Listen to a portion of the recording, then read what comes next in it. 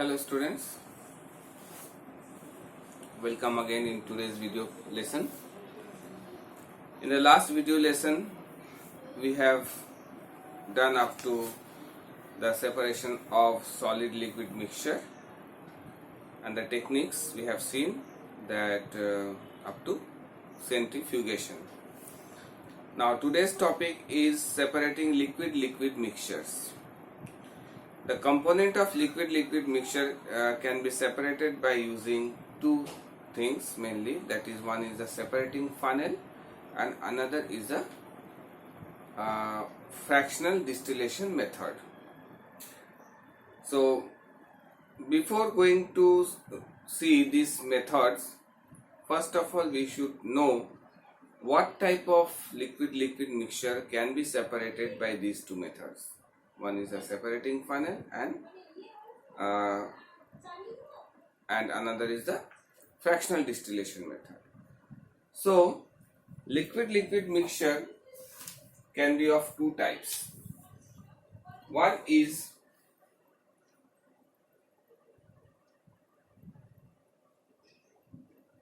one miscible liquid,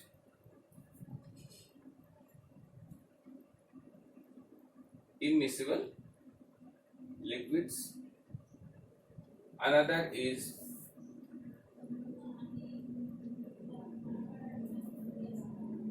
miscible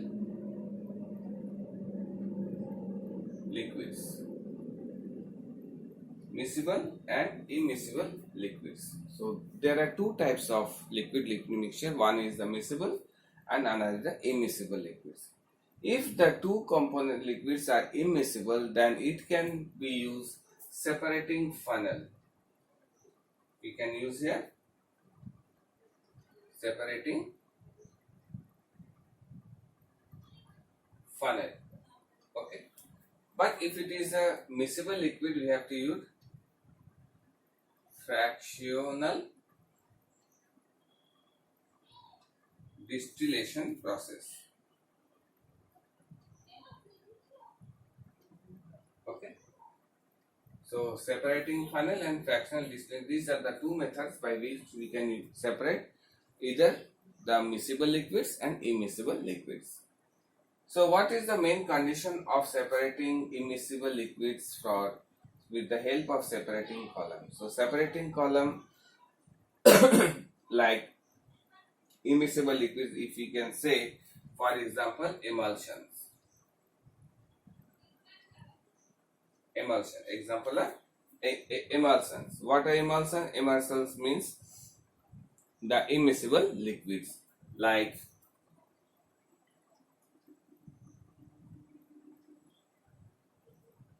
kerosene plus water,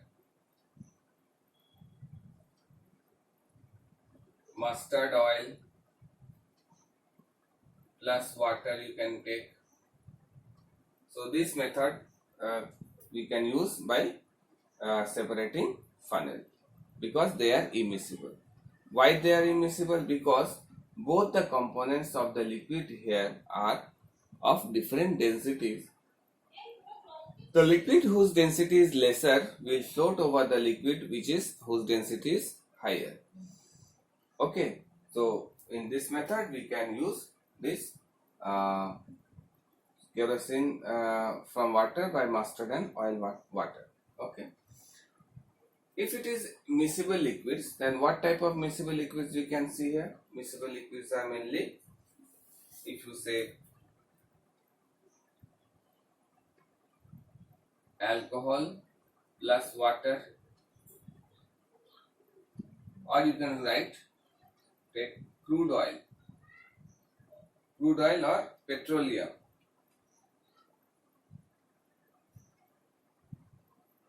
Crude oil or petroleum, you can say, we can use. These are the miscible liquids and these are immiscible liquids. So for the separation of components of immiscible liquids, we need to have a separating funnel. Separating funnel is what type? It is a special type of funnel.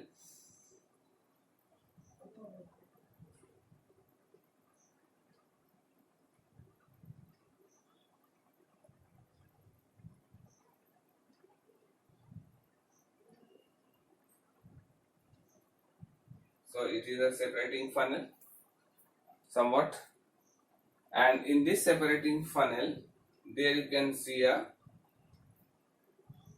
stopcock is present, which helps to open and close the mouth of this separating funnel. And we need to keep here a beaker.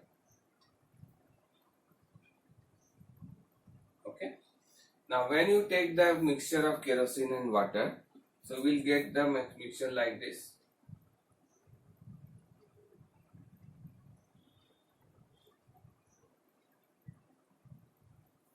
Now kerosene will definitely float over the water. So if kerosene float over the water, suppose up to this portion is kerosene, here is kerosene water, kerosene, and this portion is water.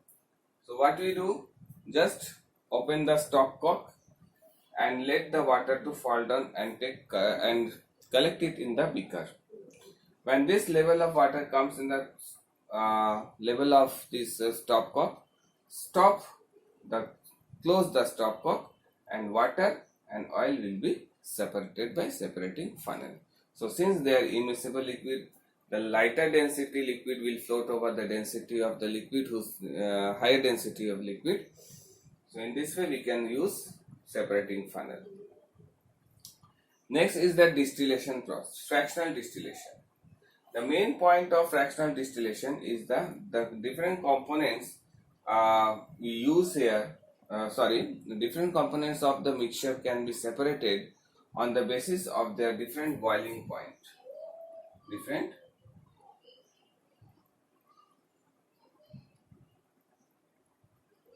boiling point.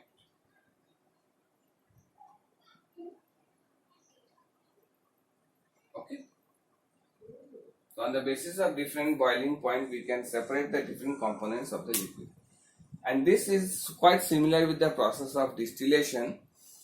In the distillation process also we have seen that the solvent of liquid solid mixture, solvent get evaporated, and this evaporated form of the solvent is passed through the condenser, which is cooled and changes to liquid again, and it is collected. Here also in this process.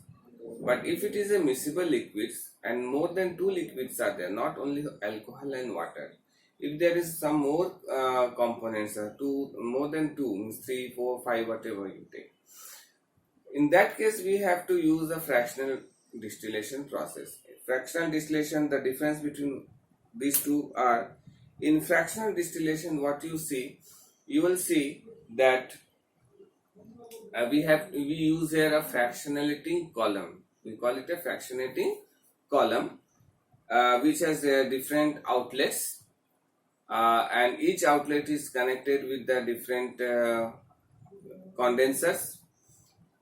The component of the liquid mixture, whose boiling point is least, will evaporate first and goes to the top.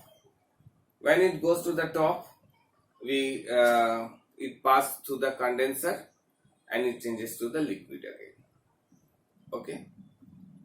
So in this way, one by one, the component of liquid mixture, miscible mixture, can be separated by fractional distillation on the basis of their different boiling point. So this is about the fractional distillation. And obviously we need to have a thermometer because it will help us to see the boiling point of the liquid which is getting separated. Okay. So the temperature across the column varies. So it is higher at the bottom and the lower at the top. The vapor of the component of the higher boiling point condenses at the bottom in the fractionating column, whereas the vapor of the component with the lower boiling point will rises at the top and allow it to pass to the condenser where they cooled down to form a liquid. This liquid is then collected in a container. So this method is used in oil refineries big oil refineries are there where we separate the different components of the petroleum and we get the different useful fuels like LPG gas, then kerosene, then petrol, diesel, lubricating oil, paraffin wax, etc. All the components of the from the petroleum we can separate by the method that is called fractional distillation. Okay, but after some time we have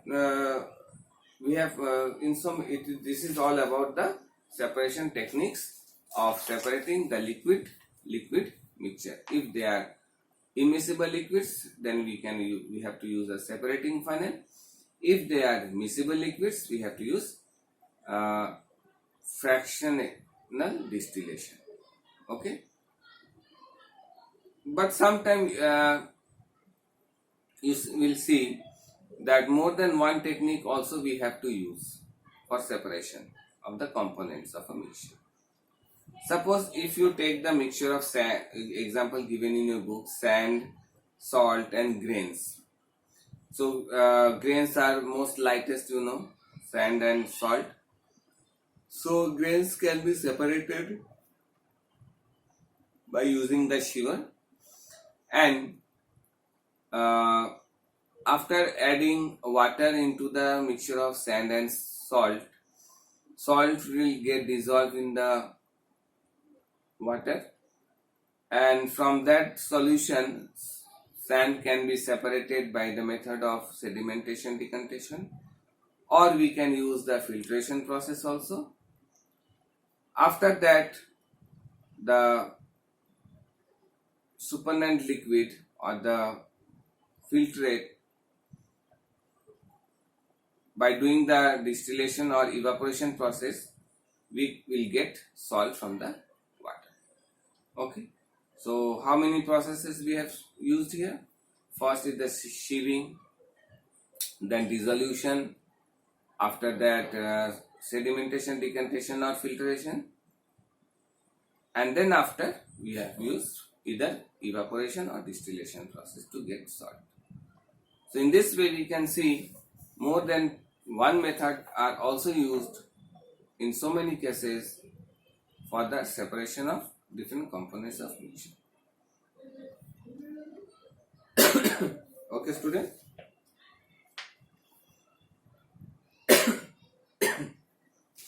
Just a minute.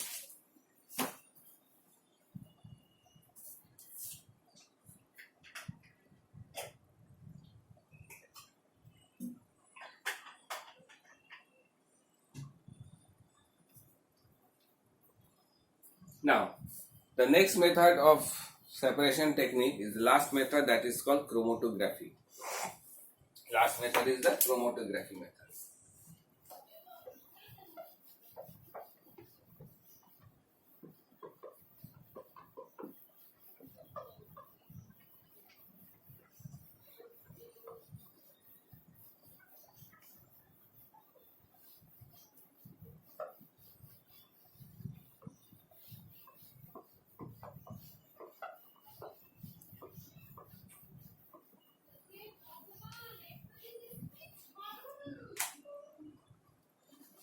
Next is the chromatography method.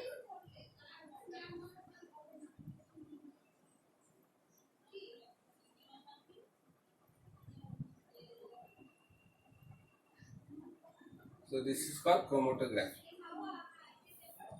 In this chromatography, literally what it means? Chromatography literally means color writing. It is called color writing. It is a technique of separating mixture of chemicals in gases or in a liquid form also. Chromatography has two phases. One is called stationary phase and one is the mobile phase, through which mixture is separated.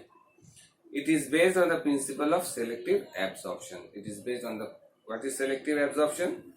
Selective absorption means it is a process by which solid surface hold molecules or gases or liquid or solid in the form of thin film. Okay, so there are two words, absorption and adsorption. Absorption means something is absorbed. Suppose if you dip a chalk in the ink, chalk will absorb some of the ink inside it. Okay. But if you put a charcoal in the ink, what you will see, a thin layer of ink will form on the surface of the charcoal. It will not absorb the ink inside it. So that means charcoal is a good adsorbent, but chalk is a good absorber. Okay. So this is the two things. So in chromatography also, so selective adsorption we have to follow main principle behind it. So two phases, stationary phase and mobile phase. So under chromatography method, we will see the paper chromatograph.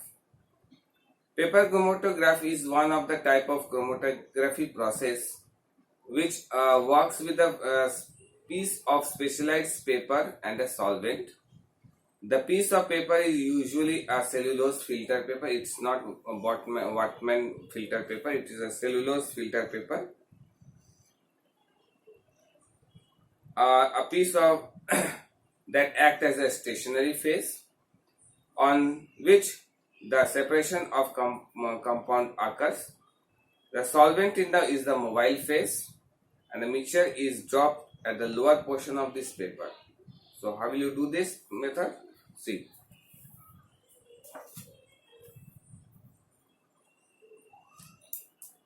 So if you take a filter paper like this, cellulose filter paper, it will act as a stationary phase. Okay. Now at some end you put some marks. Okay. Now you put one piece kept in the paper is kept in a contact with a solvent.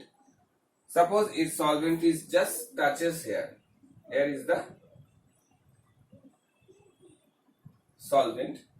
Solvent here is a mobile phase, where cellulose paper, filter paper is a stationary phase. So now what will you see? This solvent moves upward through the paper due to the capillary action. Due to the capillary action, this slowly it will move above it. Okay. As the solvent moves along with the paper, the constituent of the mixture present in the solvent also moves. Okay. It will also move over this. The constituent of that have strong affinity to the solvent moves faster, means the component of the solvent which have the more affinity will move faster, and which have low affinity will move slowly. So in this way, what you will see, the different components you will see here. So different components, colors, forms we can see here, that forms. Okay. Different colors of. So these are nothing but what? They are constituent of solvent. They are the constituent which are separated from this solvent.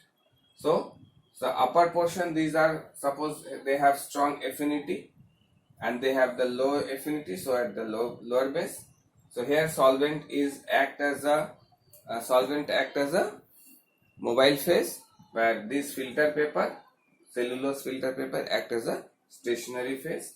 Since this absorb, so it absorb those things which are only the mobile phase, not all the components. So selective adsorption process means on the basis of the principle selective adsorption, this chromatography process is done. Okay. So this is the called paper chromatography method. Okay.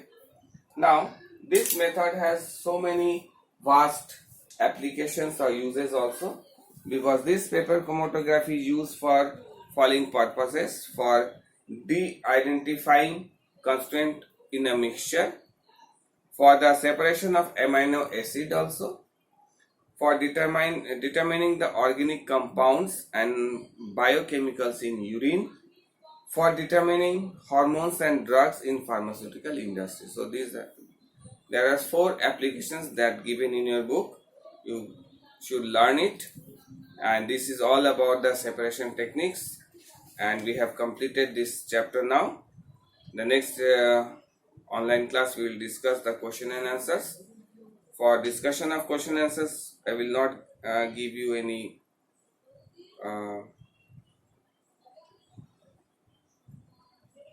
video. Just you have to write it in your copy. All these question answers we will see. Okay, so all of you, I think, understood what I have taught in this video lesson. So hope you have enjoyed. So see you again in the next video class. Thank you again.